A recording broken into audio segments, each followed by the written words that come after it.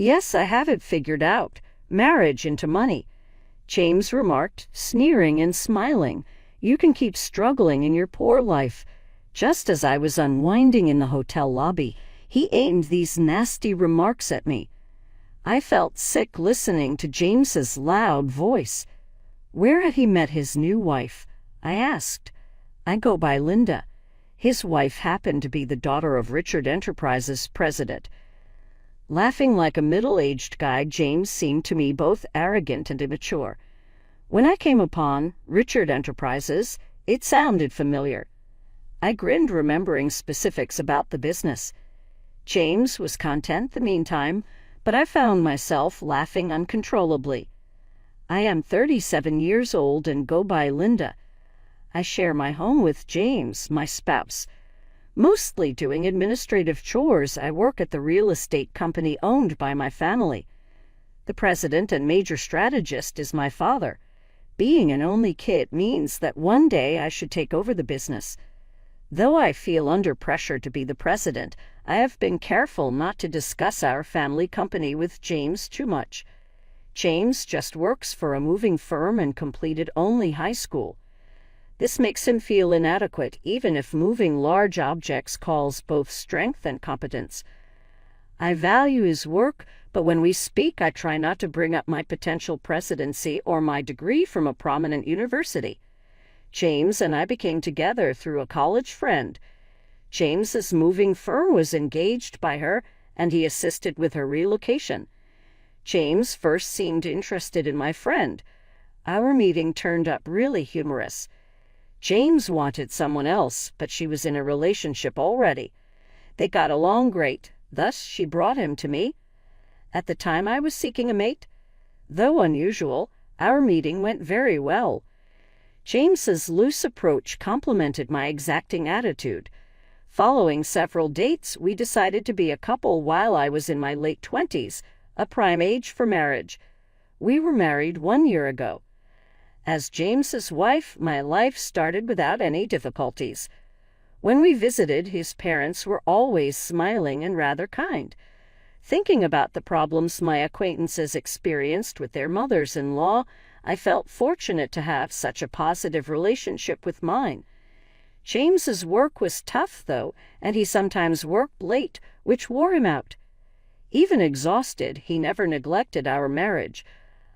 I was appreciative, but also felt he didn't have to try so hard. He appreciated me just making dinner after his demanding workday. Having such a great husband made me feel lucky. But things changed after a year of quiet marriage. James said casually one night as we were getting into bed, "Why can't we have kids?" His voice startled me since it seemed slightly annoyed. Though we were not actively seeking, I had also considered having children. Given our normal marriage, I thought it would happen in due course. I tried to reassure James, saying, "It's just bad timing. We've only been married a year, so it's not something to worry about yet." I definitely wanted children, but knew rushing wouldn't help. James seemed more forceful than usual, even quoting statistics. 60% chance of conceiving within a year for couples not using contraception, he said. Not being familiar with pregnancy statistics, that number seemed incredibly high to me. James was eager for kids and suggested we get tested together to identify and address any clear issues. I suggested we both get fertility tests, but James's response surprised me. He said, "What are you talking about? Are you saying it's my fault? Infertility is usually the woman's fault. There's no point in me getting tested." His tone was disrespectful, which shocked me. I hadn't accused him of anything. I simply suggested testing since we didn't know where the issue was yet. James assumed I was blaming him and added, "It's definitely the woman's fault," as if I was the problem. I wanted to say more, but I was shaking and could barely reply. James said, "Just you get tested. I'm too busy with work." He insulted me, saying, "You're just a placeholder office lady, right? Just coasting along in a company thanks to your dad's connections." I do a lot of administrative work now, but I'm also learning management skills from my father for when I take over the company. I'm constantly trying to prove myself, and it's tough dealing with the higher-ups. James just doesn't understand my struggles. That night, it seemed pointless to argue with him. Any word I said was met with sharp replies. We went to sleep back to back, and the atmosphere was heavy. From that day, James's attitude towards me completely changed. One evening, after a late talk with my father about the future, I came home to find James berating me for not having dinner ready. I apologized, explaining that I had just gotten home and would start cooking. James muttered, "That's typical of a small company boss's daughter." He didn't know, but my father's real estate company was not small at all, with hundreds of employees. I knew arguing this point was meaningless. "I'll cook right away. Have a drink and wait," I told James. He loved his alcohol. It seemed to calm him down. Relying on alcohol to maintain our relationship made me sad. Hated being scolded by him. If alcohol could make him feel better, even a bit, then it was worth it. The next morning, James's mood hadn't improved. "Make sure dinner's ready when I get home," he spat as he left. I sighed, thinking about my plans for the day. I had taken the day off to visit the gynecologist for fertility testing, as previously mentioned by James. Although I was the one who initially suggested the testing, the fact that only I was undergoing it while James refused was something I found hard to accept. But complaining wouldn't change anything. If the issue was with me, I needed to start infertility treatment promptly. James had been wanting kids, and I too hoped for a child soon. I knew fertility rates differ between the 30s and 40s, so sooner was better for treatment. The clinic was busier than expected, and I was called in for examination an hour after registration. After undergoing a physical examination and blood tests, I was told that the results would be available during my next visit. It would be a shock if the issue was with me, but I was prepared for any necessary steps. No matter the outcome, I resolved not to lose heart. I went for the fertility test today, I told James when he came home from work. "Huh, figures. If the problem's with you, testing's the right thing to do. Let me know the results as soon as you get them," he replied. James's belief that I was the cause of our infertility frustrated me. The fertility testing required much time and effort. A bit of understanding from him would have been welcome. 6 years passed, and I turned 37. Though we continued our efforts to conceive, we remained childless. James seemed to have given up on having a child with me. His late nights increased, and sometimes he didn't come home at all. When asked, he said he was out drinking with colleagues, then singing karaoke till morning. His behavior was more akin to a college student's, deeply exasperating me. My work had become busier, and the thought of starting a family was pushed aside.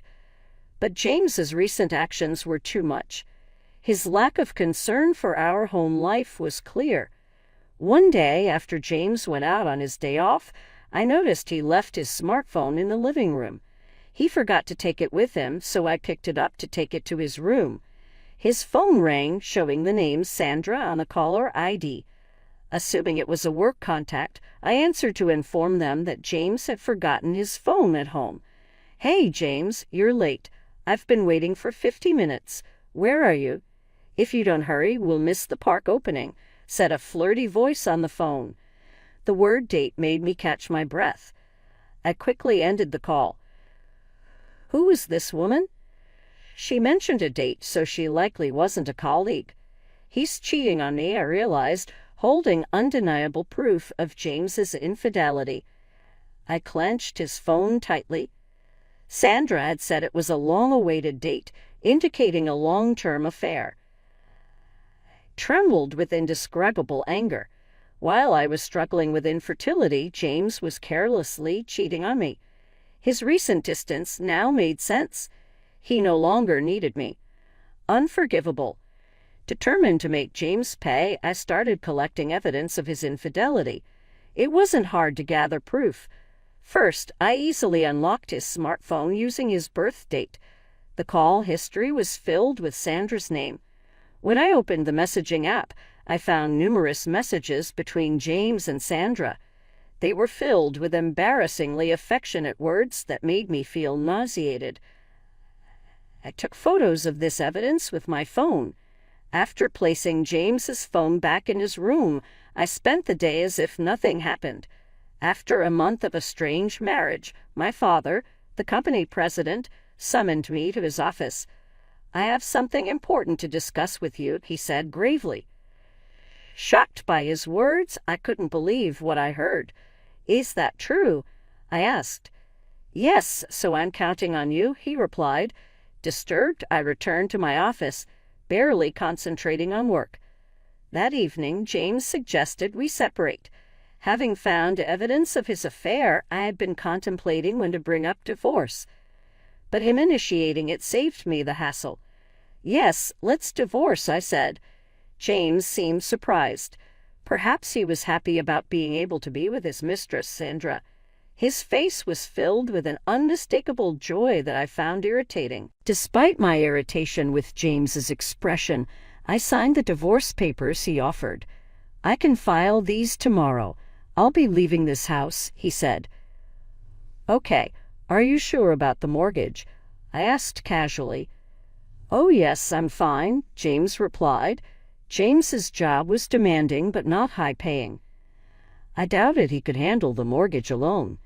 But since he initiated the divorce and was the one cheating, I felt no obligation to help. I packed and left the house 3 days later, moving back to my parents' house nearby. My parents initially seemed concerned when I told them about my divorce, but when I explained that James had cheated on me, they became furious. They repeatedly reassured me that it was the right decision to part ways with such a man. I threw myself into work, trying to forget about James. Before I realized it, a year had flown by. I was so engrossed in my work that I lost sight of everything else. One day, while relaxing in the living room, my dad approached me. "Why don't you take a break and go on a trip? It's going to get busy starting next month," he said. I guess he thought I'd been working too hard and needed a distraction. Indeed, I had been overwhelmed with various things lately and felt mentally exhausted.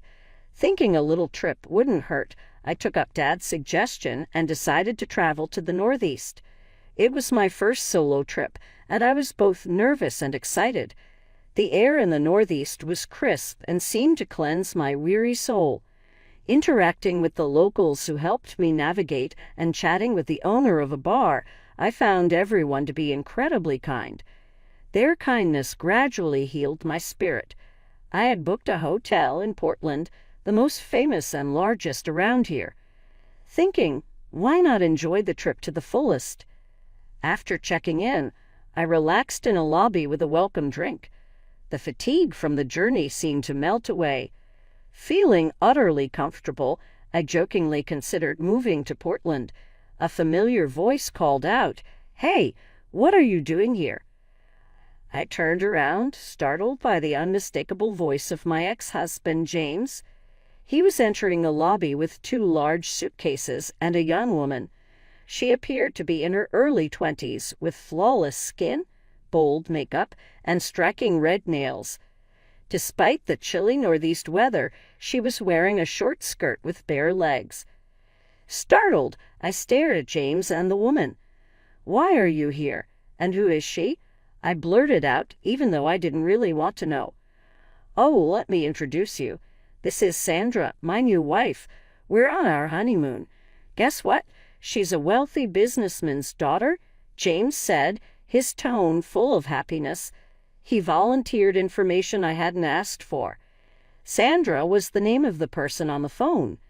Disgusted that he was with such a young girl, I felt a surge of discomfort. "You're on a solo trip here?" "That's pathetic," James sneered. Despite being the one who cheated and initiated our divorce, James acted smug. Sandra, too, was looking at me, her eyes narrowed with amusement. "Hey, James, is this your ex-wife? She looks old. "Hurry up with the check-in," she said in a catty tone. I glared at Sandra. James, nonchalant, wrapped an arm around her waist and responded, "Yeah, I'm set for life, marrying into money. You can keep struggling in your poor life." James smirked condescendingly, throwing demeaning words my way. His high-pitched voice echoed through the hotel lobby, disrupting the elegant atmosphere I was enjoying and leaving me feeling upset. But his mention of marrying a businessman's daughter made me wonder where he had met someone like that. "Yeah, Sandra is the daughter of Richard Enterprises," James proudly exclaimed. I thought the name sounded familiar. "Oh, right, that company," I said after a moment, recalling what Richard Enterprises was. James's face lit up with pride. "Impressive, huh?" he exclaimed. But inside, I was holding back laughter. "Come on, you know this company. Her family's loaded, and they even paid off the mortgage on that house quickly. Thanks for divorcing me so easily, Linda," James said sarcastically. But it didn't bother me at all. "Yeah, I know them.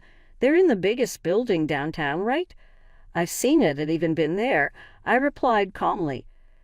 "Oh, you've been there?" James seemed surprised. "Quick, then. Her family owns a huge company, so they're loaded. Breaking up with you was the right choice." James smirked nastily. But I simply nodded, still calm. "That building, it's part of our real estate holdings," I mentioned casually as if I just remembered. James and Sandra both asked in unison, "What do you mean by our real estate?" "That building is rented by my father for his most prestigious office. I don't know if your company is involved in real estate, but it's not a shabby building," I explained. Both seemed skeptical of my words. I hesitated for a moment, but there was no turning back now. Telling James about my company wasn't my concern anymore, now that we were divorced and his pride was no longer my responsibility. "Yes, I know how grand it is. I was there when my father bought that building. It was about $400 million, I think. But recently, Dad was complaining about a tenant not paying their rent. Turns out it was your company. In fact, my father is a real estate magnate with assets worth $5.3 billion. The building Richard Enterprises is in is one of them. The tenants of the building change regularly, but currently it's Richard Enterprises. For the past few months, they hadn't paid their rent, and that's what was troubling my father," I explained. Sandra looked shocked, but then she burst out laughing. "That can't be true. Our company's doing great. We can surely pay the rent. I'm not falling for such a lie to drive a wedge between James and me," she said in a shrill voice. I let out a deep sigh. It seemed like a reasonable conversation with this woman was impossible. Pulling out my smartphone, I decided to call my dad. "Dad, I'm here with the daughter of Richard Enterprises. Can you send me a photo of the reminder notice for the rent?" I quickly relayed my request, and Dad sent a photo of the rent reminder notice for Richard Enterprises. Showing it to James and Sandra, I doubted they could suspect it was a fake, given the speed. "See, you can tell, right? 4 months of unpaid rent. If you don't pay soon, we might have to sue." "What are you going to do?" At the mention of a lawsuit, James and Sandra's faces turned pale. "Come to think of it, Dad has been really on edge lately, yelling about sales and firing a lot of employees," Sandra mumbled, sounding unsure.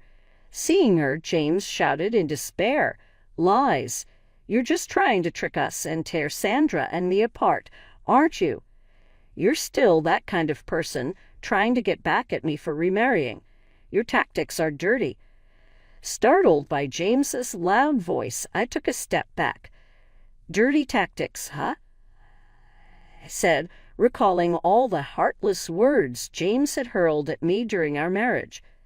Then I readied myself, determined to confront James, who was now gloating about marrying Sandra, a wealthy businessman's daughter. "What are you even saying? Do you really think I still have feelings for you?" "How foolish. I've long been fed up with a man like you. In fact, I feel sorry for Sandra, who got caught up with you. Did you marry her just for her money? You married me for shallow reasons too, like wanting to get married quickly or wanting kids. And who was it that left me when he found out we couldn't have kids? Who insulted me, calling me useless for being infertile? You're to blame for all of it, yet you think I still like you? You must be out of your mind. Felt a wave of relief as I unleashed my pent-up frustrations on James. James, on the other hand, seemed infuriated, trembling with anger. You're just an arrogant old hag. You probably can't even get married or have kids anymore. Sandra and I were planning to have fun making a baby after this trip, and now you're accusing Richard Enterprises of not paying rent? Panicked upon realizing the poor performance of Richard Enterprises, James was desperate to blame all his misfortunes on me. I decided to deliver the final blow. Oh, I didn't mention it, but I'm 6 months pregnant. I'm in the stable phase of my pregnancy, so Dad suggested I take this trip to relax. Of course, I have my doctor's permission. That's right, I continued. After divorcing James, I found a new love. He was my boss at work, a subordinate of my father. He supported me mentally when I was struggling and encouraged me fully at work. He was even in favor of me becoming the next CEO. 4 months ago, I found out I was pregnant with his child. Knowing about the baby, I immediately married him. It was a quick marriage, but the company celebrated it grandly. My pregnancy was going smoothly, and encouraged by my father and husband, I embarked on this trip. Just before breaking up with James, my father had told me he was retiring as CEO next month. He decided to retire after being diagnosed with diabetes and thinking it was time to step down. Therefore, I would inherit my father's assets. This made it easier for me to accept the divorce from James. Even without James, I knew I could live a full life. The word pregnant slipped effortlessly from my lips, leaving James shouting, "What? You're pregnant. So were you using birth control when we were married? What's going on?" James stomped his feet in complete confusion. Birth control? I never did that. Remember, I told you I had infertility tests at the clinic, and they found no issues. So, the problem was with you, I told James bluntly. His face twisted visibly. Does that mean Sandra and I can't have kids? Why did I divorce you and marry Sandra? James muttered to himself, shoulders slumped in defeat. What do you mean? Why? I feel betrayed knowing you're infertile. Sandra snapped, angry at James's selfish reasoning. Realizing I couldn't bother with them anymore, I said my final words. That's why, from now on, please don't involve yourself with me and Sandra. I have nothing more to say. Regarding the rent for Richard Enterprises, I will back down until it's fully paid. If you plan to continue renting that building, please pay the overdue rent soon. Otherwise, we'll have to take legal action. I have nothing more to say to you two, so goodbye. I left James and Sandra arguing and confidently walked back to my hotel room. After returning from my trip, my husband greeted me with a smile, saying, "Welcome back. Sorry I couldn't help around the house. Was everything okay?" "Of course, it was fine. I'm glad you got to relax," I replied. "Thank you." My husband smiled warmly at me, and I felt a great sense of relief.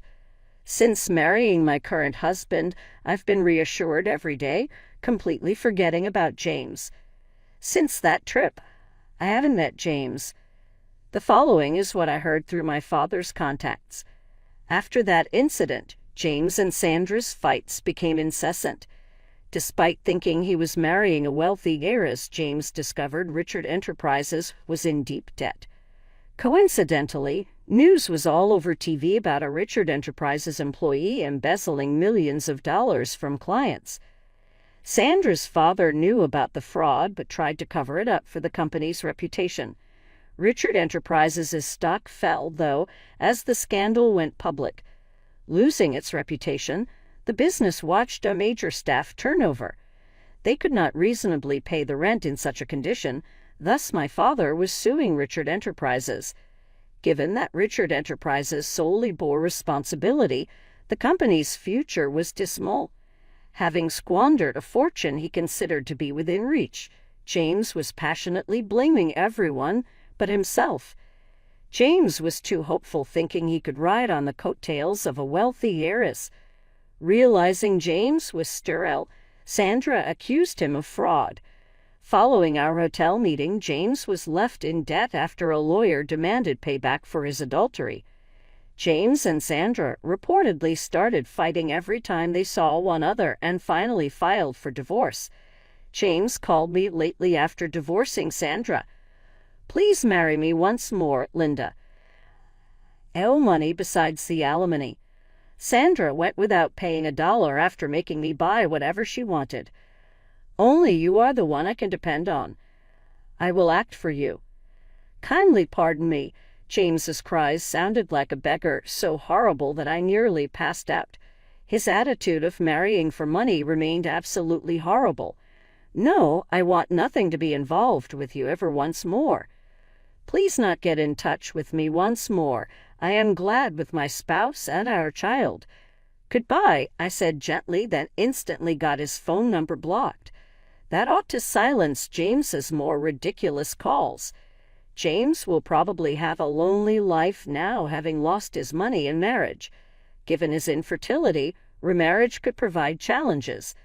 Furthermore difficult to picture is someone falling for someone like James, who makes quick mocking of others. All I could think was he ought to at least try to pay back his obligation. It seemed to me as though someone else's issue. Regarding me, I am excited about living with my spouse and our soon-to-arrive child. My personal life and career are more rewarding than they have ever been, and I am savoring this unmatched delight.